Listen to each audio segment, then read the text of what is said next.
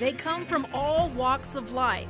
It's like taking a life journey and cutting it down into one day. To brave whatever obstacles come their way.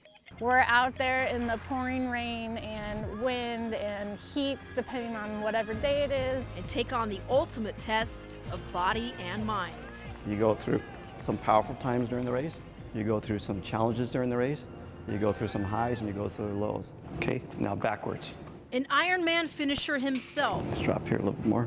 Shawn Burke has helped dozens of athletes join the Ironman club, Elbow in. but never has he coached a competitor like Zane Graser. It's like having a child that's disabled and seeing them 30 years later, still trying to make the challenges of life.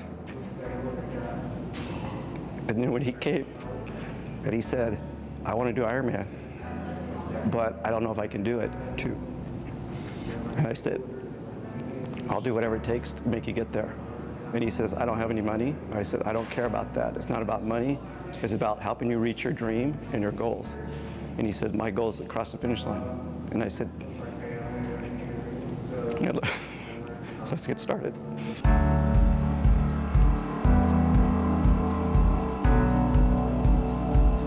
The first day I jumped in the lake, I had a really rough swim. I could not get very far.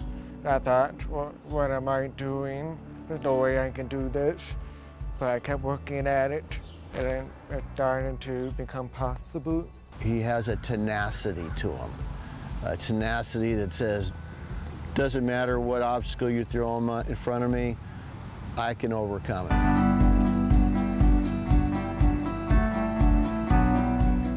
Life has been a constant struggle for Zane, and in some ways, he's trained his whole life for this race.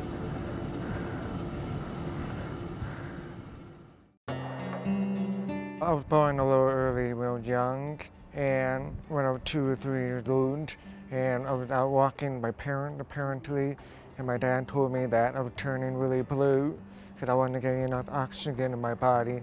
So I ended up going into the hospital and did a lot of tests, and that's when they found out that I had a heart murmur, I had a hole in my heart, and my esophagus was connected to my lungs. I had 2 hernias, and my intestines were hanging out. So I had a lot of birth defects, including being deaf. Throughout his early years, we never knew if he was going to make it. It was pretty scary. Given a 15% chance to live, surgery saved his life.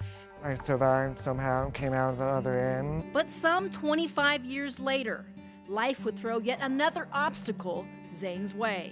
3.5 years ago, I passed out. So I ended up going back to the doctor to get some more tests.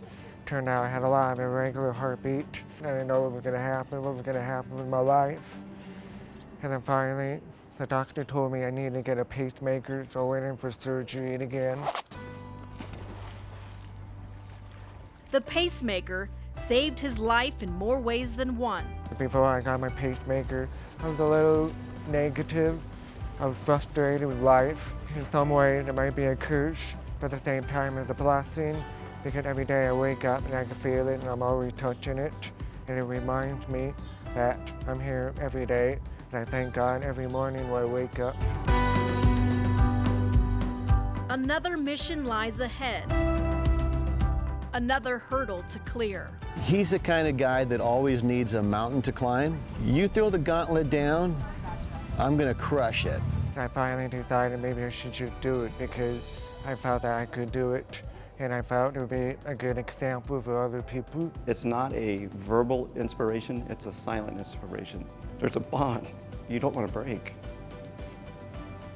And because you don't want to let him down, but he doesn't want to let you down. No doubt the day will be long. Someone in that situation just feels like Superman. Filled with peaks and valleys. And it's going to be unbelievable to see him cross the finish line.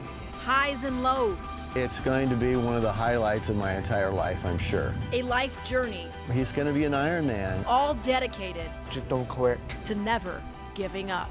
Because you never know. If you try one more time, push just a little bit further, you might succeed right there. And that makes all the difference in the world.